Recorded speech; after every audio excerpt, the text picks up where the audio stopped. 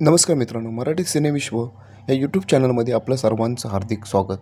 आज आपण बोलणार आहोत सुप्रसिद्ध अभिनेत्री जयश्री गडकर यांच्या जीवनासंबंधी.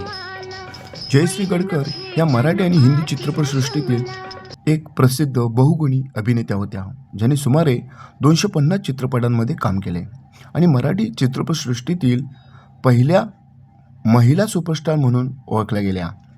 ज्यांनी अभिनेत्री, नृत्यांगना, दिग्दर्शिका म्हणून काम केले आणि सांगते ऐका, सारंगा, संपूर्ण महाभारत, रामायण यासारख्या गाजलेल्या कलाकृतीमध्ये भूमिका साकारल्या.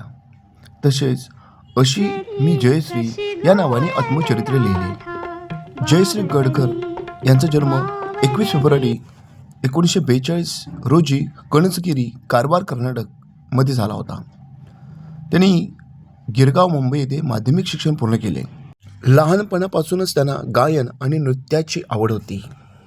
वयाच्या 14व्या वर्षी दिसतं तसं नसतं या चित्रपटातून अभिनयाच्या क्षेत्रात पदार्पण केले आणि सांगते ऐका 1959 हा त्यांचा पहिला यशस्वी चित्रपट होता.